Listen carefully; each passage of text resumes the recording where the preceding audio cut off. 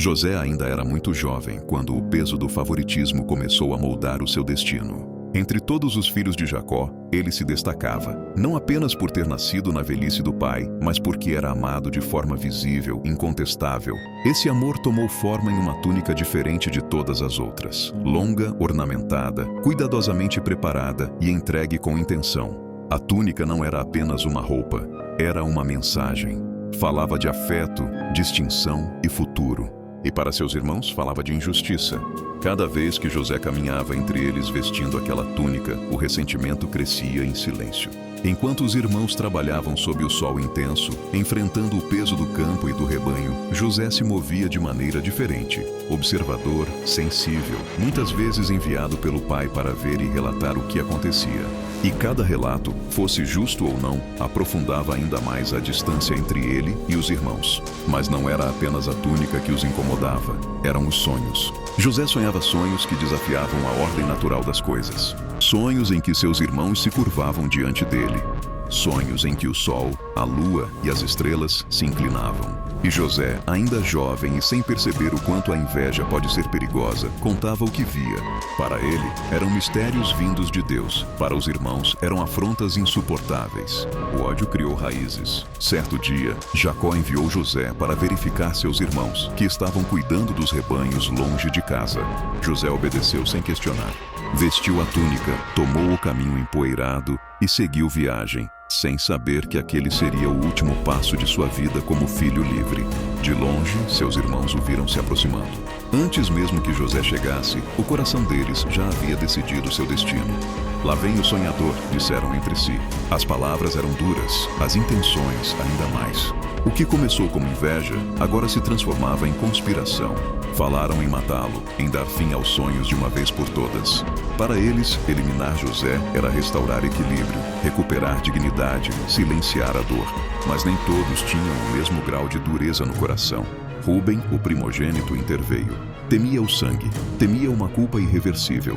Em vez da morte, sugeriu o poço, fundo, seco e escondido no deserto. Seu plano era simples: ganhar tempo, voltar depois, salvá-lo quando ninguém estivesse olhando.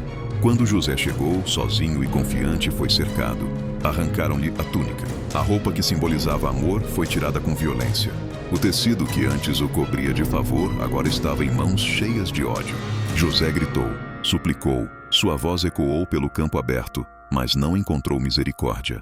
Eles o lançaram no poço, frio, escuro, vazio.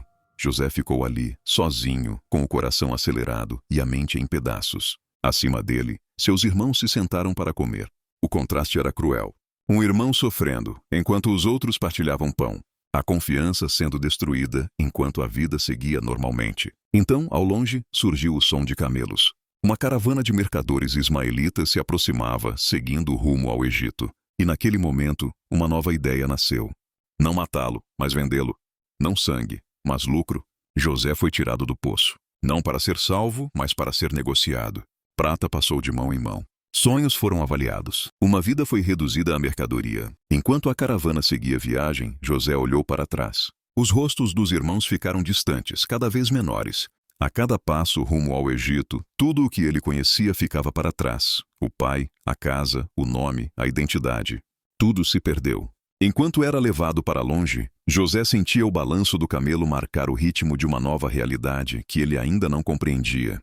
Cada sacolejo parecia selar uma ruptura definitiva com o passado, como se sua antiga vida estivesse sendo lentamente apagada pelo deserto atrás de si. O vento quente trazia areia, silêncio e incerteza, mas também empurrava José para um futuro que ele não podia ver. Sem saber, naquele exato momento, Deus já estava transformando a rejeição em direção e a perda em caminho. Mais tarde, Rúben voltou ao poço e o encontrou vazio. O desespero tomou conta de seu coração. Era tarde demais, nada poderia ser desfeito. Os irmãos pegaram a túnica, mergulharam-na no sangue de um cabrito e a levaram ao pai.